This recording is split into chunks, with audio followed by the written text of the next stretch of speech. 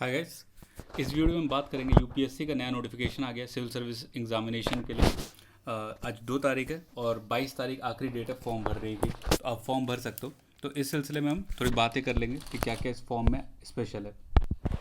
तो जैसा कि आप देख सकते हो, जो आपका 22 तारीख है वो आखिरी डेट है फॉर्म भरने का। 6 बजे तक आपको फॉर्म भर लेना है।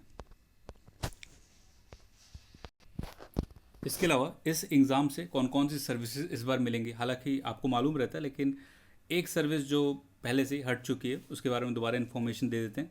रेलवे के बहुत सारे सर्विसेज हट चुके हैं। Apart from railway protection force इसमें रहेगा, लेकिन बाकी जो IRTS यानी Indian railway traffic service, Indian railway personal service और इंडियन रेलवे अकाउंट सर्विस इस बार भी नहीं है। उनका जैसे कि सुनने में आ रहा था कि IRMS करके एक नया एग्ज़ाम लेगी यूपीएससी। तो यहाँ पे कुल मिला के 19 सर्विसेज हैं जिनके लिए एग्ज़ाम हो रहा है। 861 पोस्ट हैं, 861 वैकेंसीज़ हैं। यहाँ पे 861 वैकेंसीज़ हैं, तो इनके लिए एग्ज़ाम हो रहा है। एज लिमिट देख लेते हैं एक बार। एज लिमिट जो है आपकी वो है 21 साल और 32 साल, मतलब 32 साल मैक्सिमम एज होनी चाहिए, 21 साल से ज़्यादा आपकी एज होनी चाहिए। और ये कौन से डेट को कैलकुलेट करोगे, यानी 1 अगस्त, एज ऑफ 1 अगस्त 2022। इसको एज ऑफ रेकॉर्डिंग कहते हैं, ठीक है, डेट ऑफ रेकॉर्डिंग। इस दिन को जो आपकी एज होगी उसको उसी के हिसाब से ये होता है, ठीक है।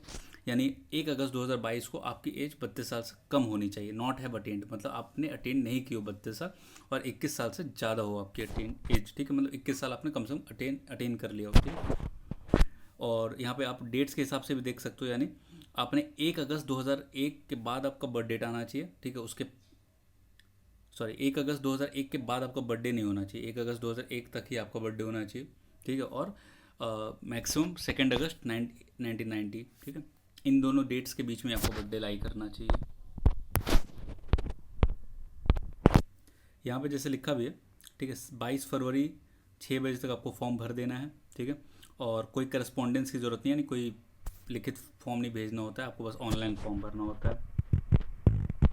इसके अलावा यहाँ पे स्कीम ऑफ एग्जामिनेशन है। एक प्रिलिमिनरी एग्ज़ाम होगा 200 मार्क्स का, ठीक है, 200 मार्क्स का एक एग्ज़ाम होगा, 100 क्वेश्चंस रहते हैं उसमें, ठीक है। और जो दूसरा पेपर रहता है वो CSAT रहता है, उसमें आपको 33% क्वेश्चंस क्रॉस करने रहते हैं। टोटल 80 क्वेश्चंस रहते हैं, उसमें आपको 33% क्वेश्चंस करने हैं, मतलब उतने मार्क्स लाने हैं, तब आपका पेपर कैलकुलेट होगा। पेपर वन के बेस पे कट ऑफ बनता है। अगर आप निकाल लेते हो तो आपको मेन एग्जामिनेशन देने मिलेगा, और मेन एग्जामिनेशन ये होता है। पेपर A 300 मार्क्स का, कोई भी 8 शेड्यूल की एक लैंग्वेज होगी। पेपर B इंग्लिश, ठीक है। आप कोई भी लैंग्वेज चुन सकते हो, हिंदी, जो भी शेड्यूल 22 में तमिल, तेलुगु वगैरह, ये सब आप कोई भी लैंग्वेज चुन सकते हो, ठीक है। तो 2 पेपर लैंग्वेज है, ये बस क्वालिफाई करना होता है, इसमें आपको मिनिमम मार्क्स लाने होते हैं।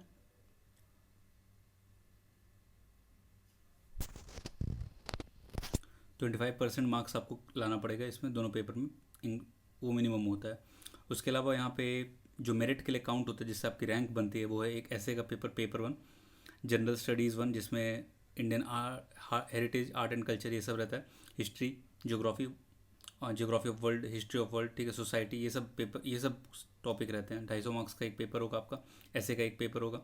General studies 2 polity, IR, social justice, ठीक है, इन सब से रिलेटेड रहता है। GS3 जो रहता है वो इकोनॉमिक टेक्नोलॉजी, यानी science and technology, environment, security, इन सब चीज़ों से रिलेटेड रहता है। और GS4 आपका एथिक्स रहता है, एथिक्स, इंटीग्रिटी एंड एप्टीट्यूड रहता है, ठीक है। इसके अलावा आपका ऑप्शनल सब्जेक्ट का 2 पेपर होगा।